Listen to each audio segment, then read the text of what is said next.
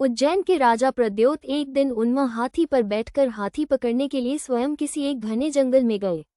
हाथी इन्हें बड़ी दूर ले भागा और आगे आगे भागता ही चला जाता था। इन्होंने उसके ठहराने की बड़ी कोशिश की, पर उसमें ये सफल नहीं हुए। भाग्य से हाथी एक झाड़ के नीचे होकर जा रहा था कि इन्हें सुबुद्धि सूझ गई। वे उसकी टहनी पकड़कर लटक गए और फिर धीरे धीरे नीचे उतर आए। यहाँ से चलकर ये खेत नाम के एक छोटे से पर बहुत सुंदर गांव के पास पहुंचे। एक पनघट पर जाकर ये बैठ गए। इन्हें बड़ी प्यास लग रही थी। इन्होंने उसी समय पनघट पर पानी भरने को आरी हुई जिनपाल की लड़की जिनदता से जल पिला देने के लिए कहा। उसने इनके चेहरे के रंग ढंग से इन्हें कोई बड़ा आदमी समझ जल पिला दिया। बाद अपने घर पर आकर उसने प्रद्योत का हाल अपने पिता से कहा। सुनकर जिनपाल दौड़ा हुआ आकर इन्हें अपने घर लिवा लाया और बड़े आदर सत्कार के साथ इसने उन्हें स्नान भोजन कराया। प्रद्योत उसकी इन मेहमानों से बड़े प्रसन्न हुए। उन्होंने जिनपाल को अपना सब परिचय दिया। जिनपाल ने ऐसे महान अतिथि द्वारा अपना सब पवित्र होने से अपने को बड़ा भाग्यशाली माना। वे कुछ दिन वहां और ठहरे।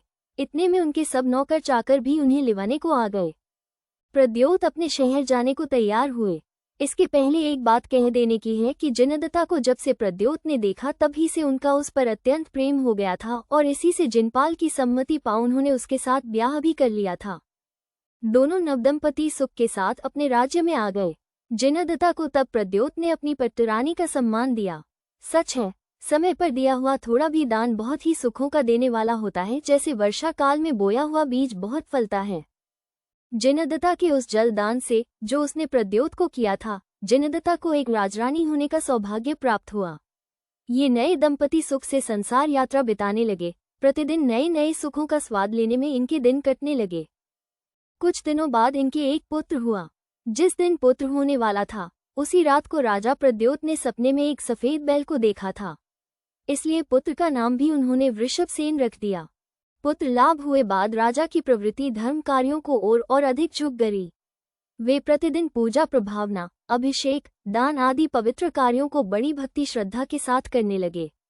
इसी तरह सुख के साथ कोई 8 बरस बीत गए। जब वृषभसेन कुछ होशियार हुआ तब एक दिन राजा ने उससे कहा, बेटा, अब तुम अपने इस राज्य के कार्यभार को संभालो। मैं अब जिन भगवान के उपदेश किए पवित्र तप को ग्रहण करता हूँ, वही शांति प्राप्त का कारण है।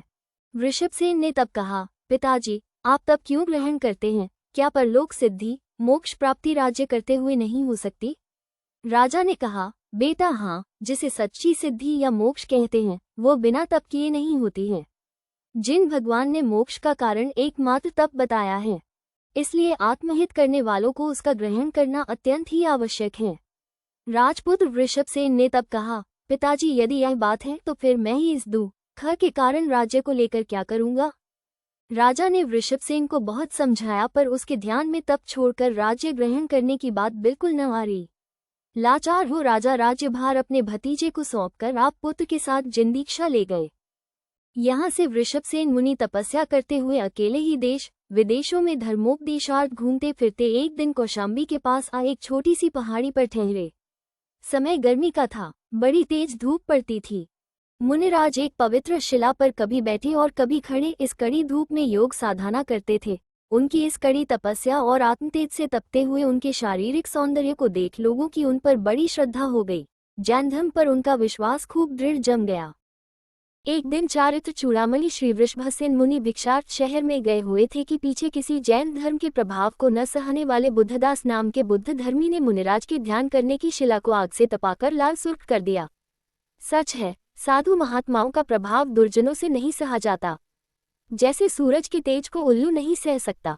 जब मुनिराज आहार कर पीछे लौटे और उन्होंने शिला को अग्नि की तपी हुई देखा, यदि वे चाहते भौतिक शरीर से उन्हें मोह होता है तो बिना शिकवे अपनी रक्षा कर सकते थे, पर उनमें ये बात न थी। वे कर्तव्यशील थे, अपनी प्रतिज्ञाओं का पालन को सर्वोच्च समझते थे। यही कारण था कि वे संन्यास की शरण ले उस आग से धधकती शिला पर बैठ गए। उस समय उनके परिणाम इतने ऊंचे चढ़े कि उन्हें शिला पर बैठते ही केवल ज्ञान हो गया और उसी समय अघातीय कर्मों का नाश कर उन्होंने निर्वाण लाभ किया। सच है, महापुरुषों का चारित्र मेरु से भी कहीं अधिक स्थिर होता है। जिसके चित्ररूपी अत्यंत ऊंचे पर्वत की तुलना में बड़े बड़े पर्वत एक नाकुच चीज परमाणु की तरह दिखने लगते हैं। समुद्र दूब की नी पर ठहरे जल कण सा प्रतीत होता है। वे गुणों की समुद्र और कर्मों को नाश करने वाले वृषभसेन जिन मुझे अपने गुण प्रदान करें, जो सब मनचाही सिद्धियों के देने वाले हैं।